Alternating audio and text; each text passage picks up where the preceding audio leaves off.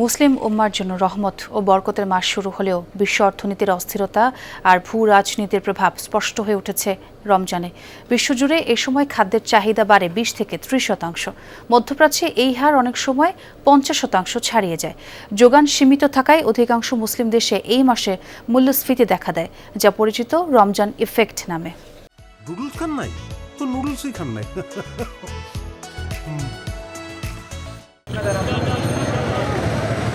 এবারে রমজান এসেছে ভিন্ন ভিন্ন বাস্তবতায়। কোথাও ইফতারের প্লেট সাজাতে হিমশিম খাচ্ছে সাধারণ মানুষ, আবার কোথাও কেনাকাটার ধুম।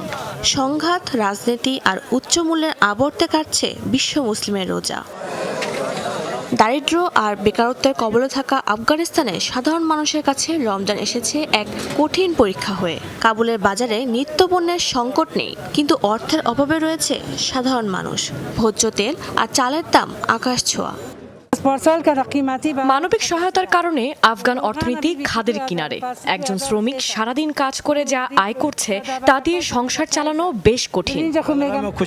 গত বছরের তুলনায় দাম অনেক বেড়েছে। এক বস্তা চালের জন্য গুনতে হচ্ছে 4000 আফগানি। আমরা চাল কিনতে পারছি না।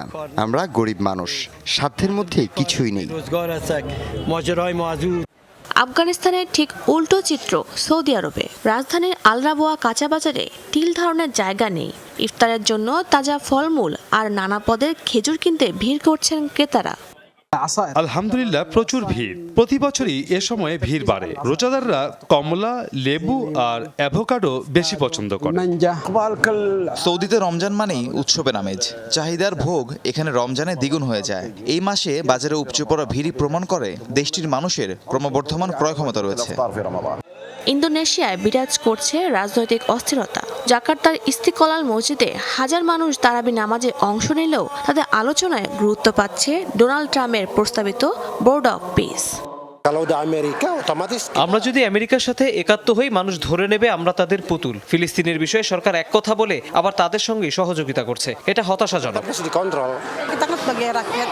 প্রেসিডেন্ট প্রাবোও সুবিয়ান্তোর এই সফর এবং ফিলিস্তিন ইস্যু নিয়ে মুসল্লিদের মনে এক ধরনের ক্ষোভ ও উদ্বেগ দানা বেঁধেছে। ইবাদতের পাশাপাশি দেশের রাজনৈতিক ভবিষ্যৎ নিয়েও শঙ্কিত ইন্দোনেশিয়ানরা। ভৌগোলিক সীমানা আর অর্থনৈতিক প্রেক্ষাপট ভিন্ন হলেও রমজানের মূল শিক্ষা, ধৈর্য ও সংযম এক সুতোয় বেঁধেছে সবাইকে। কাবুলের হাহাকার, রিয়াদের প্রাচুর্য কিংবা জাকার্তার রাজনৈতিক উদ্বেগ সব ছাপিয়ে বিশ্ব মুসলিমের প্রার্থনা এখন একটাই, শান্তি ও সমৃদ্ধি। শারজিন অন্তরা, যমুনা নিউজ।